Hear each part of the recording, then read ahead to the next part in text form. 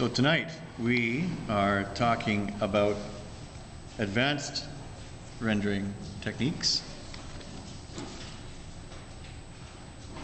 And maybe what I'll do here before we open up Revit too much here is I'm just going to show you some of the examples online with Revit rendering.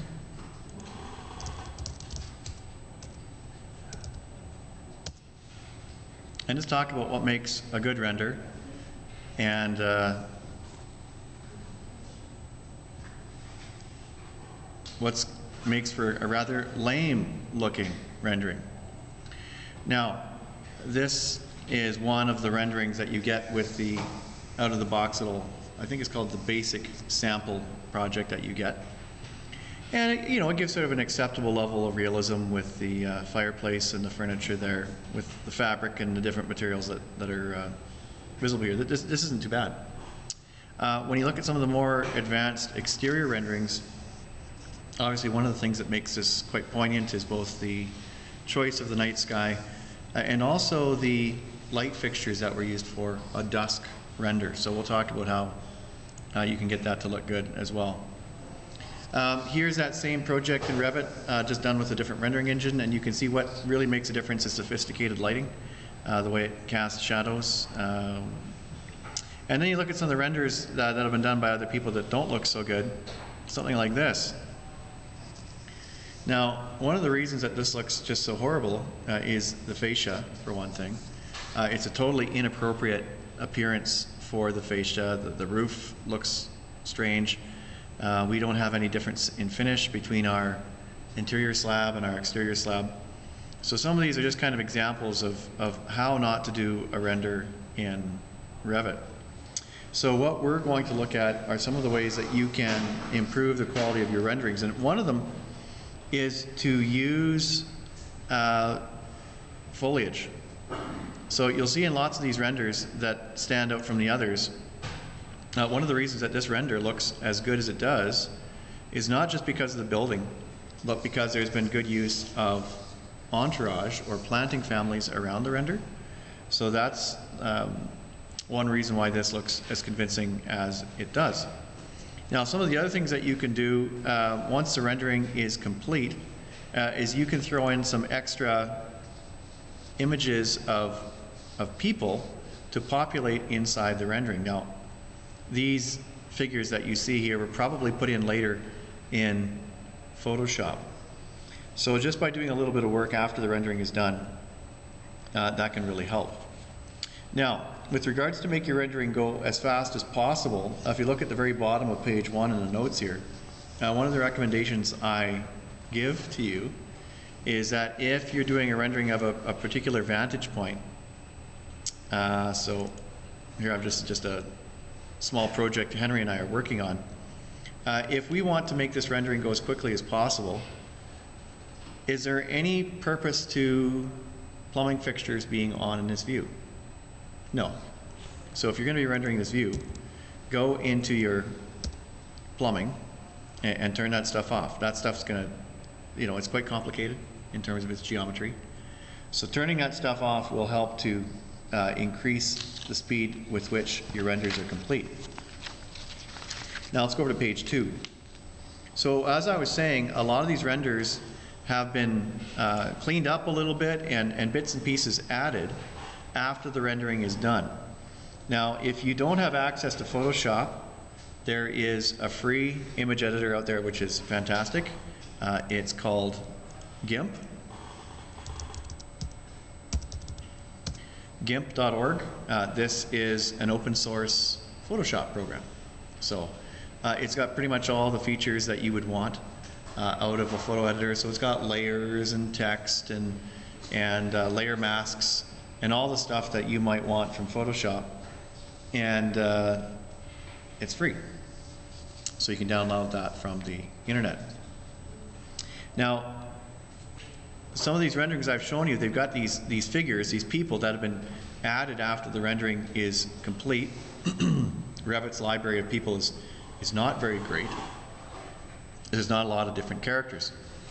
So if you want to add something to a render, like just put it on its own layer in Photoshop and add it to your render, whatever you can think that you want. So here I'm going to say people. And I'm just going to add the search term PNG at the end. Now, if you do a Google image search for something, add PNG to the end, and this is what you'll get. You'll get images of these people, but if you look carefully here, you'll see that there is a checkerboard pattern around these people. That means the background for them is transparent. So what this means is you can grab these pictures of people and you could put them on the top of a retaining wall in your render. Just put them on another layer, put that layer in front of your render, and now you could have these two people sitting on top of a retaining wall in your render after it's complete. So a lot of this kind of stuff can be added after the render is done. So something like cars. So this will give you some, hopefully not literally Cars the movie, but you could pick some cars with backgrounds in them that you could use to try and put in your render as well. So again, any search term, say trees. So now we've got some extra foliage that we could throw in. So again, most of these will have that checkerboard pattern in the background so that you know that when this is placed into GIMP, it will just show up transparently.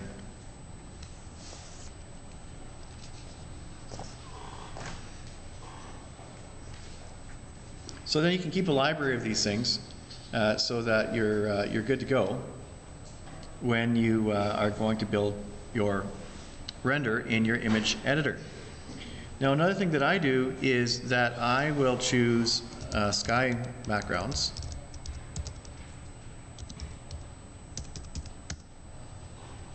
So sometimes if I don't want to use the out-of-the-box background that's in Revit, you can see with some of these Revit renders that there are different sky backgrounds that have been chosen. The default Revit background is this one here that has this kind of pasty set of clouds, and the sky is kind of a real, you know, washed out, smog-ridden blue color. It's not very dramatic. If you want something that's got a little bit more punch to it, here maybe with some extra clouds, right? So you grab one of these sky backgrounds, again, just do a Google image search and try and find some that you feel like would be a nice addition to your render. And then you can put this on its own layer behind your rendering, stack the rendering on top, and then stack your people on top of your rendering, right? So you just with your layer order in your image editor, have a whole folder of backgrounds. So when I'm doing rendering work, I've got a whole bunch of backgrounds here, of sky backgrounds that I will use and throw in behind with my renders. Some of them have clouds in them, some of them have more clouds, and some of them have a dusk sky. So you can bring those in and throw them as the background in your render. Now, with your exterior rendering, when you're choosing the location for your render, remember this is a camera view, so you're probably going to start off in your site plan, choosing a vantage point for your render. So I'll grab the camera tool here. So with your camera tool, the first click places the camera, and then the second click indicates the view direction and your depth. So if you don't make it to the building, you're not going to get anything to see. So you got to go beyond to the other side. So once the camera view is created, now we can use the steering wheel tool to help move the camera into a better location. So F8 or Shift W. So now I can maybe pan my view from side to side, or move the camera up, and then use the look tool to adjust where my camera is looking. So if you want to do sort of a bird's eye view, or if you want to do more of a pedestrian scale view, so you can kind of get a sense of where this thing is, what this thing's going to look like from a pedestrian who's walking by on the street. So once that's all sorted and ready to go, just using the steering wheel, you need to figure out what kind of a size of image you need. Now, for a render, a high resolution render, your target for the number of pixels that you end up with in the render should be around the 3,000 pixel range horizontally. So horizontally on this image, I should try and get to 1,000 or 3,000 pixels. So there's two factors that work together with this. The first one is the size of the 3D view itself. So when you select the crop region up here on size crop, you can see the size of the render. So it's 6 inches by 4.5. So if you want to make this a little bit bigger, you're going to scale it so it's a larger size, and maybe we go up to, say, 10 inches wide. So now we're getting a physically larger image. So 10 inches wide, we generally want to render at about 300 dots per inch. So when you go to the render dialog now, so instead of going at the screen resolution, which I believe is 72 dots per inch, we're going to go to a printer resolution at 300 dots per inch. So we have then the combination of the width of the crop region plus or multiplied by the resolution that you choose to print by. So again, that 3,000 pixel range is about what you want to hit. Now, if you look on page 2 there, it's kind of showing you some of the sample settings there. So for the settings, I recommend high for rendering. And then you can see we have these lighting schemes. There's all of your different lighting schemes. Now, what these do is they, this will adjust the dynamic range of the rendering, and also if your electric lights in your building will be turned on for the render. If you do a night render, then of course all you're going to be seeing are your artificial lights. But you can see there's exterior artificial and interior artificial. Again, these both adjust the dynamic range of the photo while Revit is doing the rendering process. Now at the bottom here, you can see we've got whether you can how many clouds you want for the background in Revit. If you don't want Revit's background at all, switch to transparent. And what will happen is once the render is done, this whole area here, there will be no pixel data. So you'd get that checkerboard pattern again if you were to bring that into Photoshop or GIMP. And then you could layer your own sky on its own layer in the background. So maybe what I'll do here, let's just go over to the next page and talk about sun settings. Now, to get your sun settings correct, you need to have your Project North sorted. So if your building is you know, you've got Project North up on the screen, but Project North is like 45 degrees off in another direction, that's going to have a profound impact on your shadows. Your shadows are going to be all pointing the wrong way if you don't have True North set up. So when you are in the sun settings dialog box here, so that's this dialog here, sun setting, and hit the little ellipsis. What we're going to be talking about here for our sun settings, so if you look on the top of page 3, so we're choosing one of the still settings. There you go, still. So what you do when you get to the still mode is that you first must choose a location. So if you want the Vancouver area, you go into the sun location.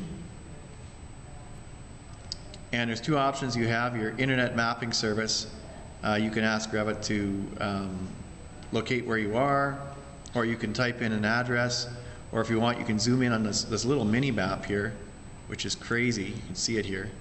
And I can drag my little home icon across the country. You can make the dialog box bigger too.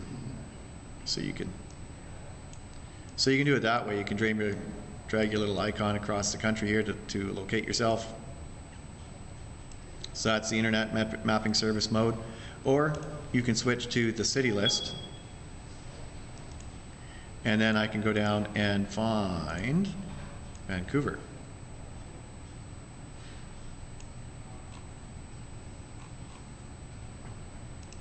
There we go. So using daylight saving time. Now, this here is going to relate to the fact on the Site tab that you are using shared coordinates for the direction to north in your project. So if you've linked your building into your site and you've rotated it so it's got its proper orientation, your internal coordinates, which is your shared coordinates, that's going to be all set up for you already. So there you go, use shared settings. So that means now that you'll be working with shared coordinates for the location of true north, and therefore your shadows will point in the right direction. So that's all. I'm just going to hit OK here, and we'll just get this going here. So I'll just do a smaller render. So looking at page 3 now,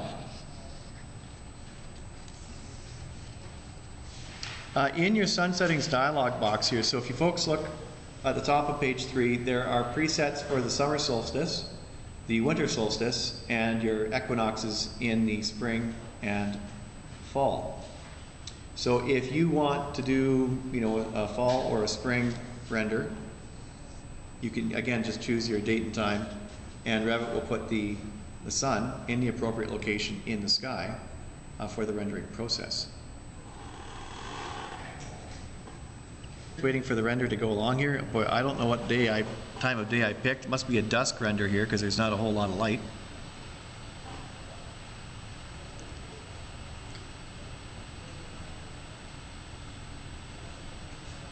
So what happens here is you can see we've got the transparent background. The render just simply gets to a higher level of detail here over these few moments. And now when the render is done, I'll show you folks the adjustment button here. This is it here, the adjust exposure. So once the render is complete, then you can increase brightness, contrast, and your saturation levels once the render is done. Now, let me just see if I can just stop it here before we're too much further along.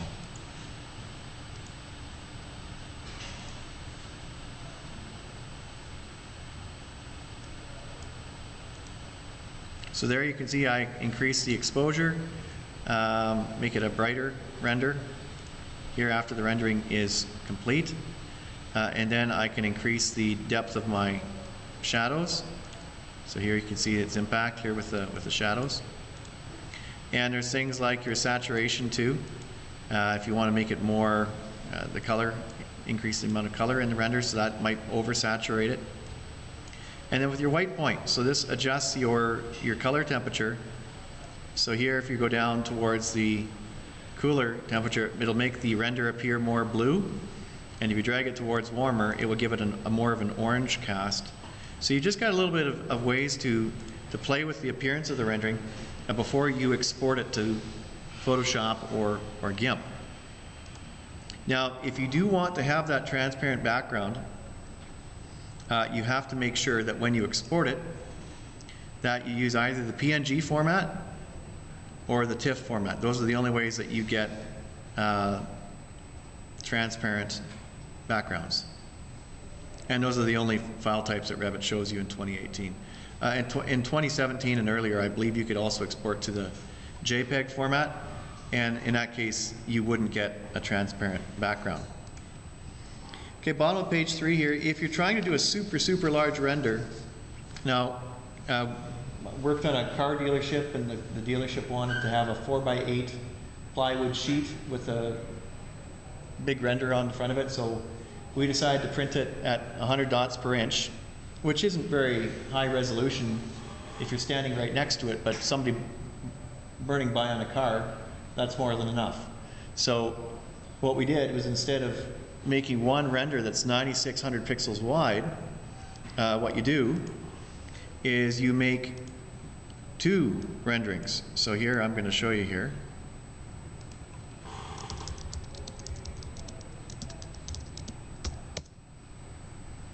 And so let's just say that I was going to do that same thing. I wanted to make it so it was like a 8-foot wide sheet. So 96 inches wide.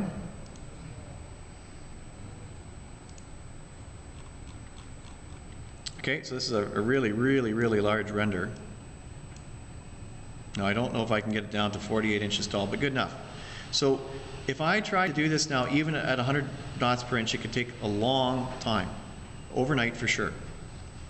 Now, the big trick here is to make a copy of this view and then shrink the crop regions down.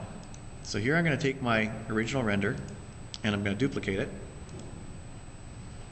So now I've got these two renders that are of the same, exactly the same area here. Now what I'm going to do with my second copy here is I'm going to find sort of a halfway point, say maybe the ridge of the house. And I'm just going to pull it back to about there so you can see there's that center line in the window. And in my first copy of the render, I'm going to pull it back so at least I have a point of reference between them. So you can see there's the division in that upper window. I can see it in both copies here. So what I'll do is I'll export this view, then I'll export the other, and then in GIMP or Photoshop, overlay them. They'll be on two separate layers, but then lay them up. So anytime that you make a rendering twice as big as it was before, your render time goes up by the square. So if you make a render twice as big, it takes 4 times as long to render. If you make a render 3 times as big, it takes 9 times as long to render. Just kind of a rule of thumb. So if I make 2 renders out of 1 in the manner that I spoke of, I can save at least 2/3 of my time sitting around waiting for my computer to finish rendering. And then I just layer them in Photoshop, and that only takes a few seconds. So that's just one little trick there that'll help you save a bunch of time. Now for interior rendering in Revit, let's go over to page 4.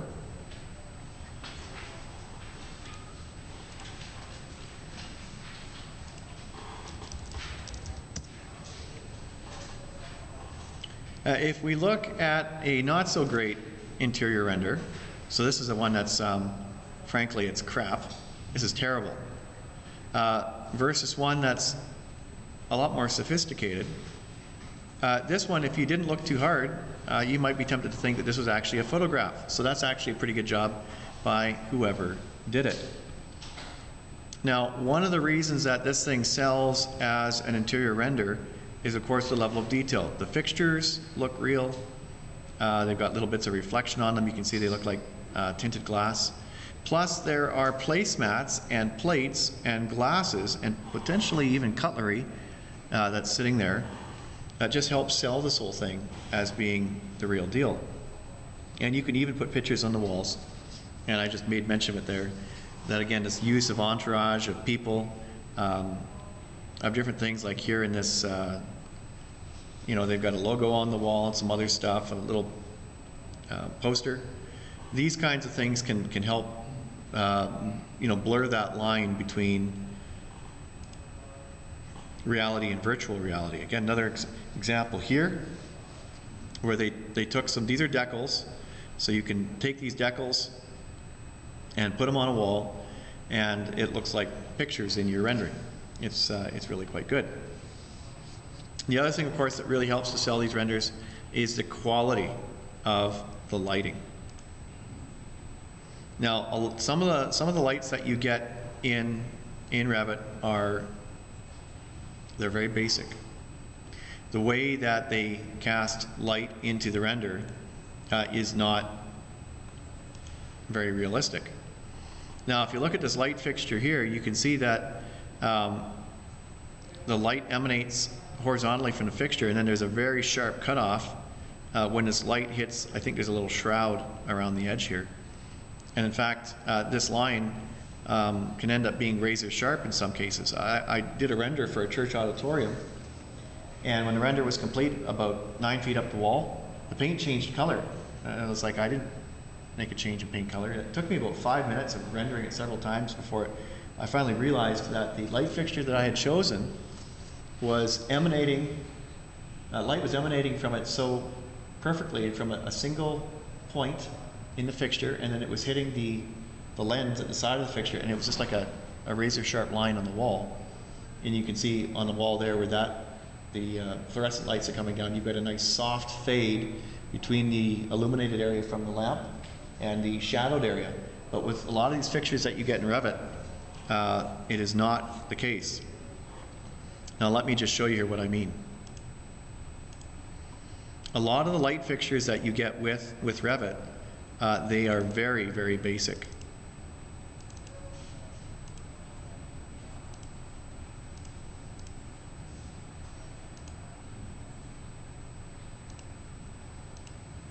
Trying to find one here that's got the basic light source in it that might illustrate what I was talking about here. Well, I'll use that pendant lamp. Or was it here?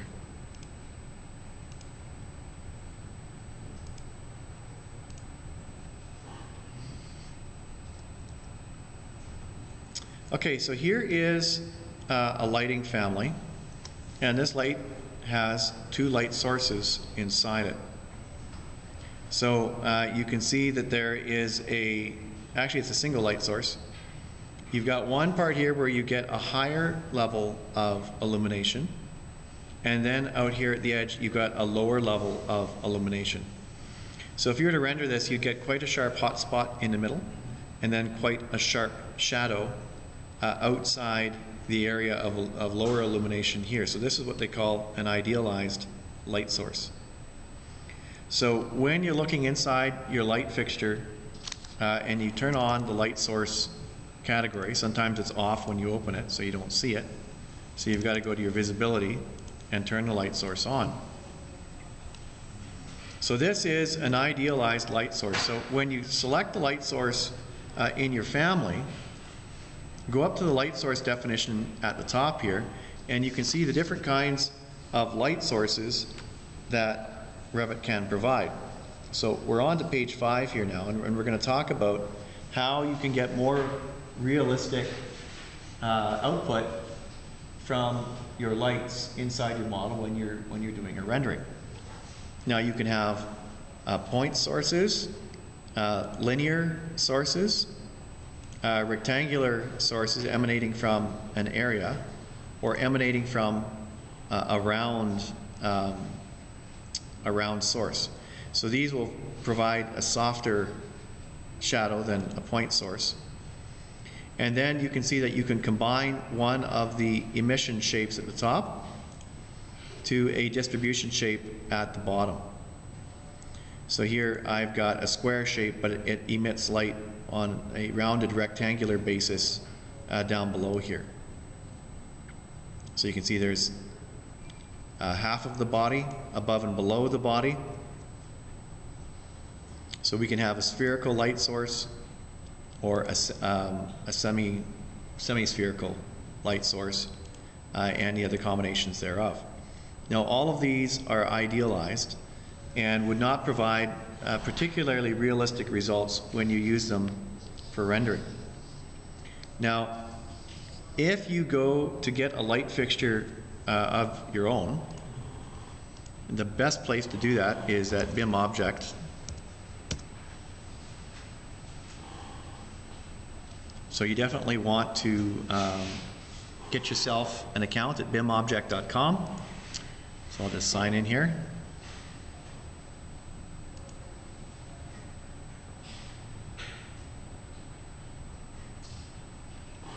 All right, so now that we are signed in, I'm going to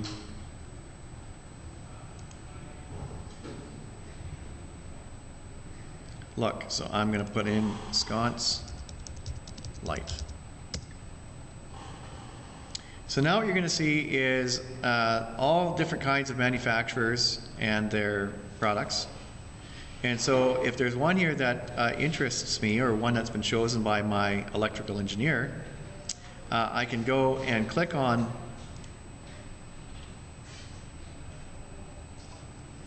their product, and I can see here what they provide in terms of downloads.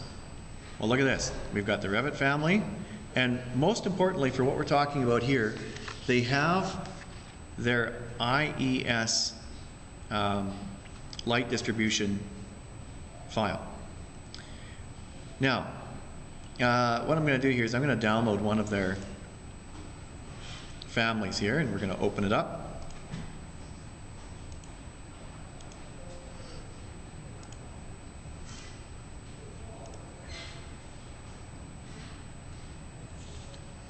Now that weird shaped, almost looks like a wasp nest there. What that is a light distribution cloud. So this sconce would sit on the wall. So here's the bottom of the sconce, and there's the glass lens at the side of it. So we're kind of looking at the sconce as it's sitting on the ground. That wasp nest there represents the light distribution that would be given off by this fixture. So you can see predominantly that light would emanate up and outwards from the fixture, and if it was on, say, a wall that was open above the fixture, it would emanate light equally in both directions from the top of the fixture. So some of the light would go upwards, but a lot of it would go outwards. So that light distribution is called an IES file, and it gives basically what that fixture would look like and how it would emanate light in real life. Now, IES files, the reason that it's called IES is because of these guys.